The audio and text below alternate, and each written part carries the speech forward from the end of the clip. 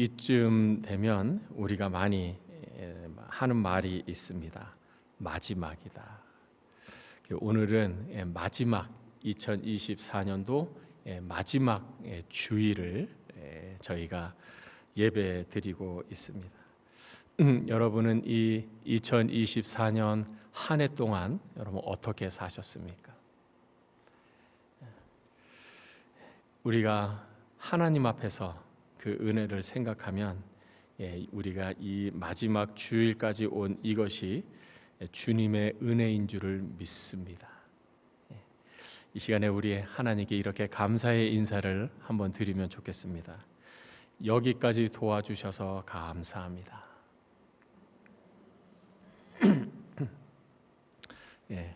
하나님께서 여기까지 우리를 도와주셨기 때문에 우리가 여기까지 와 있습니다. 성경에 우리처럼 고백한 사람들이 있습니다. 오늘 본문의 이스라엘 자손들입니다. 이스라엘 자손이 하나님을 떠나서 자기 마음대로 뜻대로 살아갑니다. 하나님을 버리고 우상을 숭배하고 죄를 지으면서 자기 마음대로 고집대로 사는 것입니다. 근데 그들이 그렇게 사는 가운데 마음에 무엇인가 채워지지 않는 공허함이 있었고 두려움이 있는 것입니다. 우리가 이렇게 우리를 구원하시고 도우시는 하나님을 떠나서 살다가는 큰일 나겠다.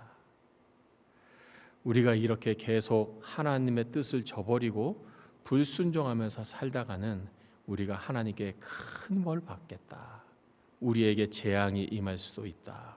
이런 하나님을 떠난 자가 경험하는 삶의 두려움이 이들 마음속에 일어났습니다.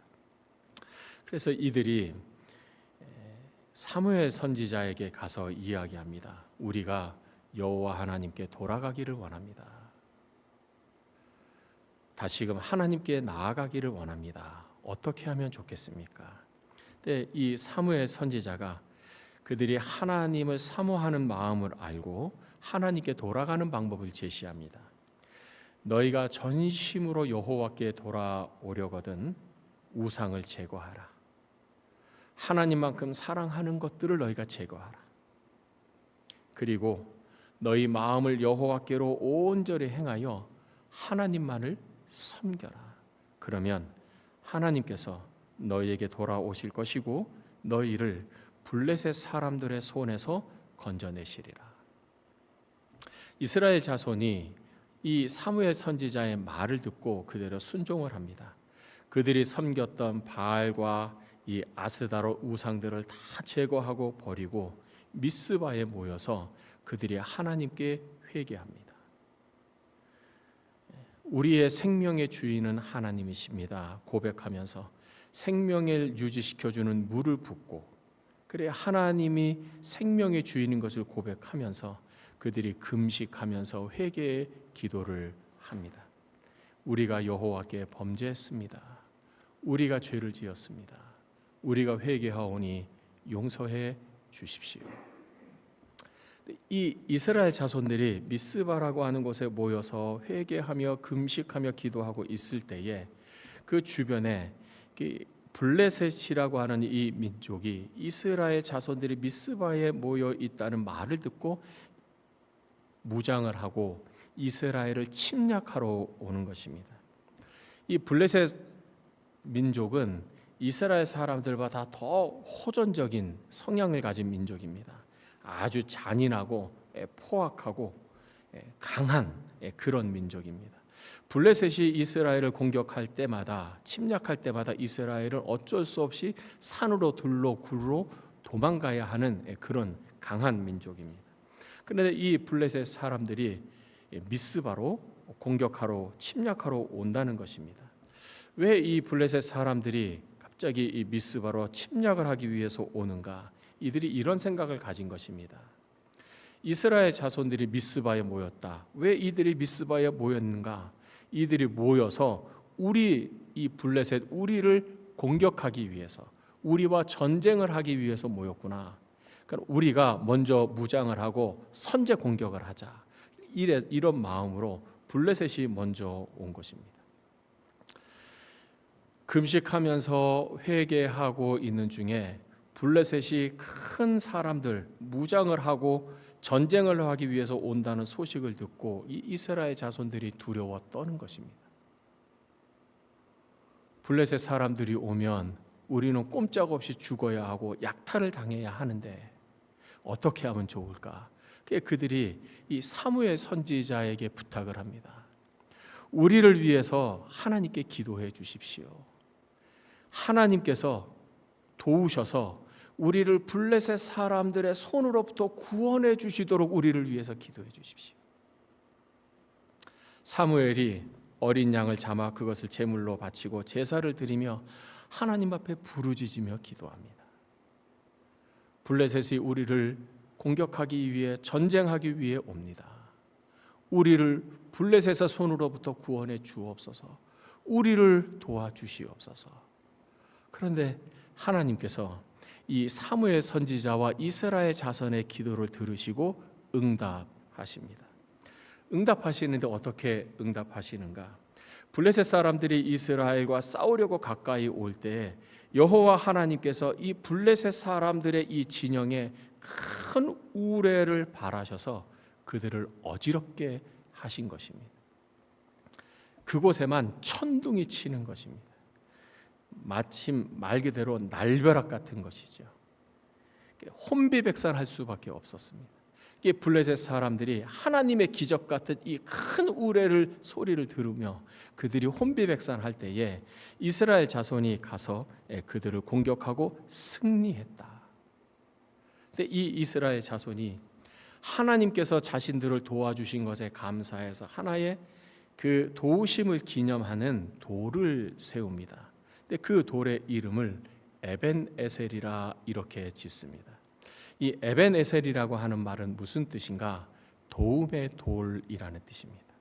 하나님이 여기까지 우리를 도우셨다. 하나님의 도우심을 감사하고 그 도우심에 기념하는 에벤에셀이라고 하는 돌을 세워서 하나님의 도우심을 기념했다라는 것입니다. 오늘 이 12절과 관련된 사건입니다. 우리는 오늘 이 말씀을 통해서 가장 근본적으로 우리의 인생이 어떠한가라는 것을 배웁니다. 우리의 인생은 어떤가? 우리의 인생은 기쁠 때가 있고 또 두려울 때가 있다라는 것입니다. 금식해 보신 분들은 압니다. 작정하고 기도해 보신 분들은 압니다. 특별히 함께 모여서 기도하고 찬양하고 하나님께 예배를 드려본 분들은 압니다. 회개 기도를 했는데 그 회개 기도에 응답을 받아본 분들은 압니다. 여러분, 금식하면 어떤가요? 첫째, 배가 고픕니다. 그런데 놀랍습니다. 입에서는 찬양이 나오는 것입니다. 금식하고 회개하면 배는 고픈데 영은 기쁨이 충만한 거예요. 하나님께서 은혜를 주시기 때문입니다. 운전을 하면서도 찬양이 나오고 감사가 나오고 그동안 나오지 않았던 말씀이 나오고 기도가 터져 나오는 거예요. 금식하며 기도하면 영혼이 기쁜 것입니다. 이 이스라엘 자손들이 미스바에 모여서 그들이 금식하면서 함께 통성으로 기도하며 부르짖으며 기도하는 가운데 그들의 영이 회복되고 살아나는 것입니다. 얼마나 기뻤겠습니까? 이렇게 우리 인생에도 기쁠 때가 있는 것입니다. 반면에 기쁠 때가 있는가 하면 두려울 때가 있습니다. 이 이스라엘 자손들이 전혀 생각지 못한 그들을 두렵게 떠는 일이 일어났습니다. 블레셋 사람들이 무장을 하고 자기들과 전쟁을 하기 위해서 먼저 오고 있다는 것입니다. 아니, 이외 아닌 밤중에 무엇입니까? 지금 하나님 앞에 전심으로 매달리면서 회개하면서 우리를 용서해 달라고, 우리에게 은혜를 베풀어 달라고 그렇게 기도하면서 큰 은혜 가운데 있는데 생각지 않은 블레셋이 공격을 하고 위에서 온다라는 것입니다. 두려워 떠는 것입니다. 우리 인생에 바로 이런 기쁠 때가 있었고 두려울 때가 있는 것입니다. 우리가 2024년을 살면서 여러분의 삶에도 틀림없이 기쁜 때가 있었던가 하면 두려워 걱정하고 염려하는 때가 있는 것입니다. 여러분, 이것이 인생입니다. 우리에게 어려운 것, 힘든 일을 이상한 일 당하는 것처럼 생각하지 말라는 거예요. 어려움이 없는 인생이 어디 있겠습니까? 재난이 없는 인생이 어디 있겠습니까? 근심과 걱정 없는 인생이 어디 있겠습니까? 그것은 우리의 단지 이루어질 수 없는 소원일 뿐입니다. 두 번째, 우리 그리스도인의 삶을 가르쳐 줍니다. 이 이스라엘 자손이 두려운 일을, 삶의 위기를 맞닥뜨렸는데 왜 두려웠는가? 이들이 하나님을 잘 믿을 때였어요. 하나님 앞에 돌아가겠다고 그들이 금식하며 회개했을 때입니다. 하나님이 기뻐하시는 일을 했을 때예요. 하나님의 말씀에 순종했을 때입니다. 그러면 잘 돼야지요. 그러면 만사 형통해야지요. 주일 예배를 드리고 하나님의 말씀대로 순종하고 내가 봉사하고 다른 사람들보다 더 섬기면 잘 돼야지요. 그런데 이 이스라엘 자손들은 이들이 하나님의 뜻대로 순종을 했는데 오히려 더 생각지 못한 어려움을 당했어요. 우리도 그럴 수 있는 것입니다. 두 번째, 이 이스라엘 자손들이 왜 이렇게 두려움을 당했는가? 이들이 잘못한 것이 없어요. 하나님 앞에 죄를 지은 것도 아닙니다. 블레셋과 전쟁하기 위해서 먼저 선제 공격한 것도 아닙니다. 이들이 잘못한 건 없어요. 이들이 이런 어려움에 처한 것은 단지 블레셋 사람들이 오해했기 때문입니다. 저 이스라엘 자손들이 미스바에 모였네? 저들이 왜 모였지? 우리와 전쟁을 하기 위해서 모였구나. 블레셋이 오해한 거예요. 잘못하지 않았어요, 이스라엘 자손들이. 그런데도 어려움을 당한다는 거예요. 우리가 생각지 못한 어려움과 힘든 일, 삶의 문제를 받아들여 우리는 제일 먼저 이 질문이 떠오르죠. 왜요? 내가 뭐 잘못했습니까? 따지는 거죠. 내가 잘못하지도 않았는데 왜 이렇게 내게 어려움을 주십니까? 왜 내게 이런 시련을 주십니까? 하나님 앞에 따지는 거예요.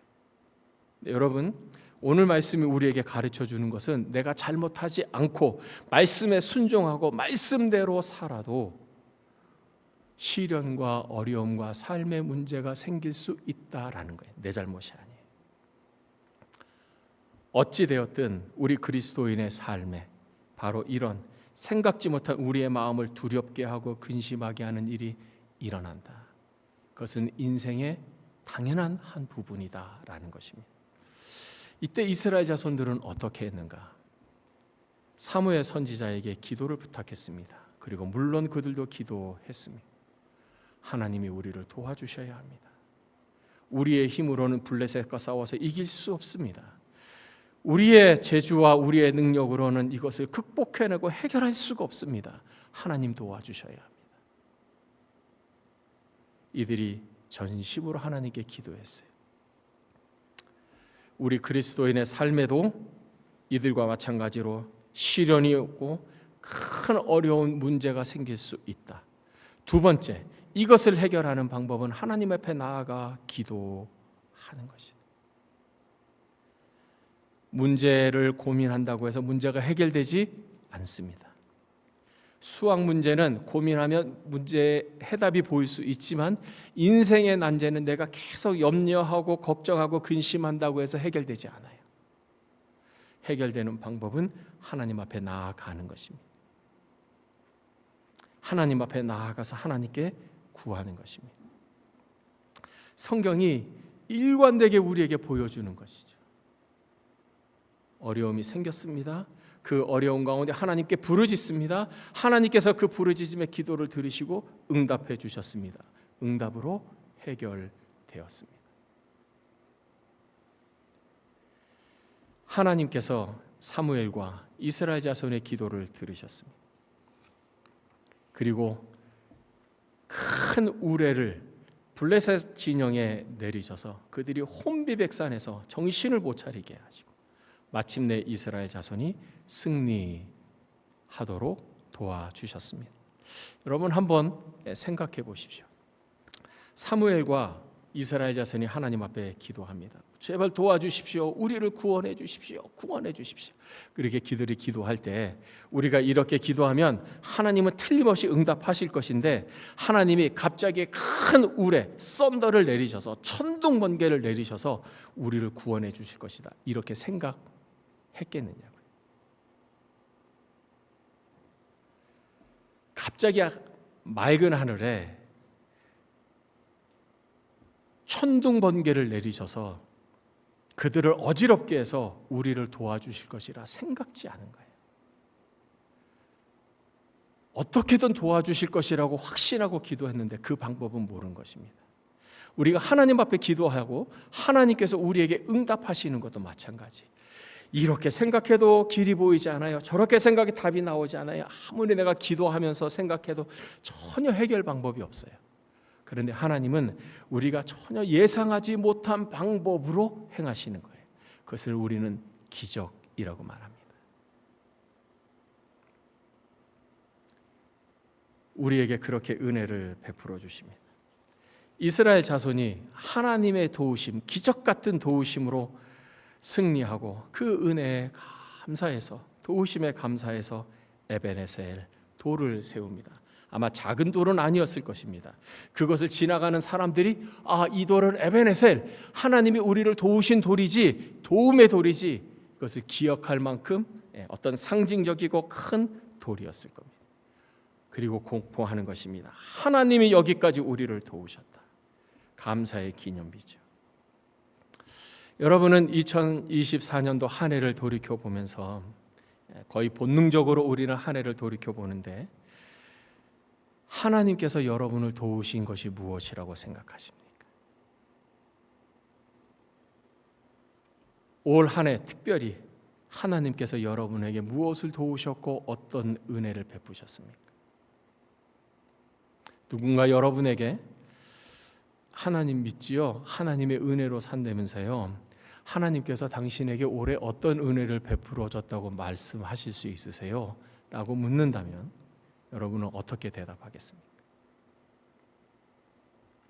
제가 설교를 준비하면서 하나님이 올 한 해에 내게 베풀어 주신 은혜가 무엇인가를 생각을 해봤어요. 여러 개가 있지요. 그 중에 가장 기억에 남는 것이 있습니다. 첫 번째 가장 큰 것이 뭡니까? 저한테 물어보면 저는 이거를 대답하겠어요. CRA 넘버 받은 겁니다. 아내하고 저하고 이 CRA 넘버가 나와야 이제 텍스 도네이션 리시트를 발행하니까 정말 거짓말 안 하고 일주일에 한 번을 변호사한테 찾아갔어요. 하도 찾아오니까 변호사가 말하는 거예요. 이제 오지 마라. 내가 전화하기 전에는 오지 마라. 근데 그 다음 주에 또 갔어요. 우리 한 분이 그러시더라고요. 변호사한테 계속 찾아가야 된다고. 거의 매주를 찾아갔어요. 한 게 없는 거예요, 이 사람이. 변호사인데. 아내가 CRA 그 홈페이지에 들어가서 번호를 찾아가지고 이 번호로 전화해봐. 우리가 전화번호 알려주고, 컨택하는 사람도 알려주고. 근데 사실은 변호사비 우리가 받아야 돼. 근데 CRA 담당자, 우리 그 서류 담당자하고 통화가 됐어요. 8월 달에 했습니다. 이거 나오려면 언제쯤 나오느냐? 적어도 6개월 이상 걸린다. 서류를 접수하고 6개월 이상. 그 6개월 이상이면 언제냐? 2월 말 정도. 빨라야 2월 말 정도에 나온다. 아니 우리가 2월 말 지나가면 그 도네이션 리시트를 발행해야 되는데 그럼 늦지 않느냐? 초조한 거죠. 아내하고 저하고 평일에 교회 와서 기도하는 거죠. 하나님, 도네이션 리시트 올해는 발행해야 됩니다. 올해는. 너무나 빨리 나왔어요. 최소 6개월이 걸린다는데 3개월인가요? 그 정도에 나왔어요. 저는 그게 너무너무 감사해요. 제가 감사하고 저는 여러분께도 제 감사의 말씀을 드리고 싶어요. 또 하나는 우리 헌금, 소위 재정의 수입입니다. 올해 초에 공동의회를 할 때 우리가 예년에 비해서 조금 많은 포션의 예산을 편성을 했습니다. 근데 한 분이 염려 반 걱정 반으로 묻는 것입니다. 작년보다 2024년 예산을 더 많이 편성을 했는데 만약에 이 예산이 다 들어오지 않으면 어떻게 합니까? 아주 곤란한 질문이죠. 근데 우리 이 장로님이 말씀하셨어요. 하나님께서 우리 교회에 새로운 많은 분들을 보내주실 것이라고 우리는 믿고 또 하나님께서 우리에게 더 많은 사역에 필요한 재정을 주실 것이라고 믿습니다. 근데 지난번에 운영위원회 모여서 결산을 했는데 우리가 예산했던 것보다 더 많아졌어요. 참 은혜지요. 감사하지요. 그 외에도 많지만 저는 이 두 가지를 참 너무너무 감사하다. 여러분에게는 무엇이 감사합니까? 그리고 두 번째, 그 감사를 여러분은 어떻게 보답하십니까? 갈라디아서 6장에 보면 사도 바울이 자기의 개인적인 이야기를 하는 중에 이런 이야기를 합니다. 내 몸에 예수의 흔적이 있다. 이 흔적이라고 번역된 이 말은 헬라어로는 스티그마, 상처를 말하는 것입니다. 예를 들어서 우리가 벽에 못을 봤는데 못을 잘못 받아서 손을 찍었어요. 손을 때렸어요. 그러니까 손에 멍이 들어서 손이 아픈 것, 그것이 스티그마입니다. 칼에 베었습니다. 칼에 상처가 났어요. 스티그마입니다. 사도 바울이 아무든지 나를 괴롭게 하지 마라. 내 몸에 내가 예수의 흔적을 가지고 있느니라. 내 몸에 예수의 스티그마, 상처를 갖고 있다. 이렇게 얘기합니다. 왜 그것을 그냥 몸의 상처라고 말하지 않고 왜 예수의 상처, 예수의 흔적이라고 말하는가? 사도 바울이 예수님의 그 구원을 경험하고 그 감격 가운데 예수님을 기쁘게 해드리기 위해서 수고하고 애쓰며 고생하다가 경험한 받은 상처이기 때문에 우리는 바울 서신을 통해서 바울이 얼마만큼 고생했는가를 우리는 알 수 있습니다. 사람들로부터 몽둥이로 맞았어요. 채찍으로 맞기도 했습니다. 여러 사람들이 돌을 던져 돌에 맞기도 했어요. 온몸의 상처입니다. 감옥에 갇히기도 했습니다. 강의 위험, 강도의 위험을 당하기도 했습니다. 수많은 죽을 고비들을 남겼어요. 그로 인해서 온몸에 상처가 생겼어요. 스티그마가 생겼어요. 근데 왜 사도 바울은 그런 스티그마가 생겼는가? 예수 때문에. 왜 사도 바울은 예수를 위해서 그렇게 고생하고 고난하고 핍박과 어려움을 당했는가? 예수님으로부터 받은 은혜가 있기 때문에.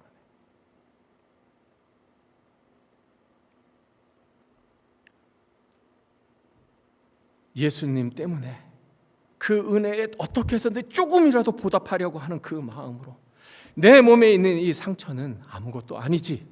예수님께서 나를 구원하기 위해서 십자가에 못 박혀 죽으시고 못자국과 창자국과 무엇과 수모는 아무것도 아니지. 내가 조금 고생하고 내가 몸에 상처가 나고 아픔이 있어도 그것이 예수님의 영광이 되고 예수님의 뜻을 이루는 거라면 나는 괜찮지 라고 하는 마음을 가졌다는 거예요. 왜? 은혜에 도우심에 보답하는 마음을 가졌어요. 사도 바울은 말하는 것입니다. 나를 괴롭게 하지 마라. 내 마음을 힘들게 하지 마라. 내 몸에 내가 예수의 스티그마, 예수의 상처, 흔적을 가졌다. 보답하는 자의 마음이. 이스라엘 자손은 하나님께서 베풀어 주신 그 은혜, 그 도우심에 기념하고 감사하면서 에벤에셀이라고 하는 돌을 만들었습니다. 여러분, 2024년도 살면서 우리 중에 나는 하나님의 도움 없이 살았습니다. 나는 하나님의 은혜 없이 살았습니다. 이렇게 말할 사람은 아무도 없어요. 깨닫지 못하는 사람은 있어도 은혜 받지 못하고 도움 받지 못한 사람은 없어요. 우리는 그것을 받고 살았어요. 우리가 할 일은 에벤에셀이라고 하는 도움의 돌을 세우는 거예요. 우리를 도와주신 것을 기념하고 그것을 감사하는 것이에요. 그리고 어떻게 해서든지 사도 바울처럼 그 은혜에 보답하는 삶을 살아가는 것입니다. 마지막 질문. 여러분은 어떻게 여러분에게 베푸신 그 은혜를 보답하며 살겠습니까? 여러분을 도와주신 그 도움에 어떻게 보답하며 살겠습니까? 여러분의 에벤에셀의 돌을 세우십시오.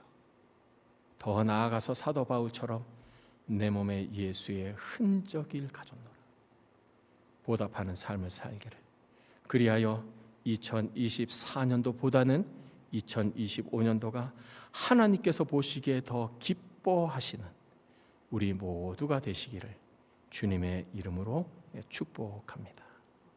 기도하겠습니다.